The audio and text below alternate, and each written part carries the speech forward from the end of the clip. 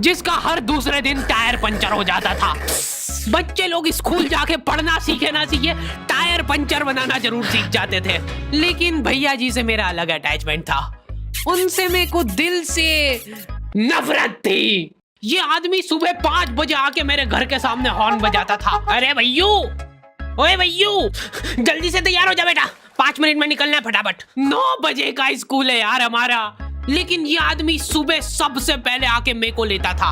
उसके बाद हम 3-4 घंटे पूरे शहर भ्रमण पे निकलते थे। शहर के पूरे आखिरी कोने से बच्चे ले लेके आता था ये आदमी। जहाँ पे वैन जा भी नहीं सकती उधर कूदा कूदा के ले जाता था ये, और फिर टायर पंचर हो जाते थे। शाम पड़े वापस से हमको घर घर छोड़ के आता था ये। जिंदगी बर्बाद कर दी थी भैया जी ने मेरी। सबसे पहले लेते थे और सबसे आखिर में छोड़ते थे। लेकिन मैं फिर भी उसी वैन में जाता था, क्योंकि चमेली भी हमारी वैन में ही आती थी। और बात यह है कि वो मेरे पास ही बैठती थी, मतलब मजबूरन। उसके पास और कोई ऑप्शन ही नहीं बचता था, और मैं बचाता भी नहीं था। मैं घर पे जाते से जो 2-3 घंटे मेरे को सोने के लिए मिलते थे, उसमें सोता नहीं था, और मैं प्लानिंग करता था कि कैसे चमेली सिर्फ मेरे पास बैठे। चमेली सबसे आखिर में आती थी, और मैं सबसे पहले सुनसान वैन में चढ़ के बस्ता अपने पास में रख के और फसर के सो जाता था। बाकी सारे बच्चे अपना बस्ता गोदी में रखते थे, क्योंकि तुम्हारे बाप की वैन नहीं है।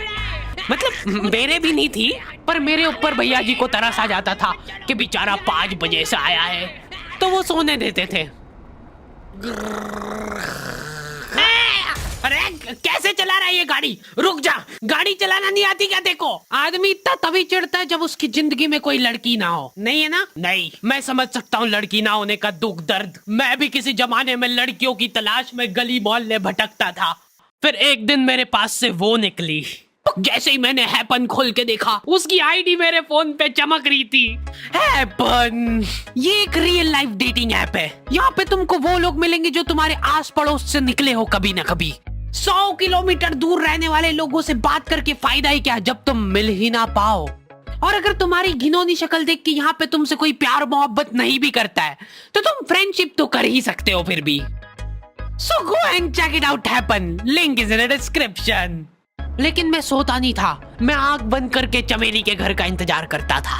तो क्योंकि चमेली आखिरी में आती थी, तो वैन पूरी पैक पुक हो रखी होती थी। बच्चे बाहर उबल रहे होते थे, और मैं अपना बस्ता पास में रख के एक्टिंग देखो, एक्टिंग।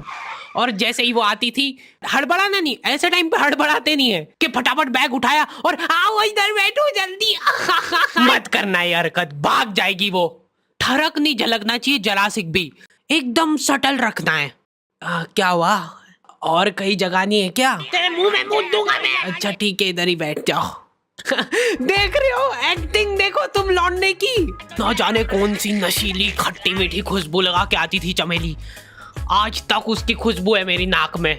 मैं वो खुशबू का पूरा मजा ले ही रहा होता हूँ, इतने में एकदम भभका बास आती है कहाँ से। जैसे ही मैं बाहर झांकता हूँ, मरा हुआ कुत्ता पड़ा है वहाँ पे। एक काली कार सूख करके निकली और मेरे बच्चे को मार दिया।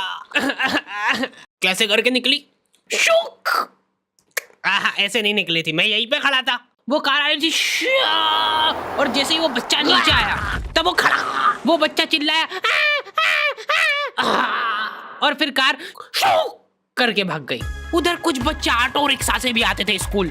ऐसा लगता था कि पूरे स्कूल के बच्चे इस एक ऑटो रिक्शा में ठूस ठूस के ले जाता है वो। ये ऑटो वाले और भैया जी दोस्त थे, और अब ये बीच सड़क पे रेसिंग लगवा रहे। इनकी गाड़ियां उबला रही है बच्चों से, फिर भी नहीं मान रहे ये लोग। नहीं जीतूंगा। स्कूल जाके वो पीछे मुलट के देख रहा है, तो एक बच्चा नहीं बचा उसके ऑटो रिक्शा में। हमारे भैया जी बेचारे पीछे से उनके गिरे हुए बच्चों को उठा उठा के ला रहे थे। ये सब हरकतें करके हम लोग जैसे तैसे कैद खाना पहुंच जाते हैं।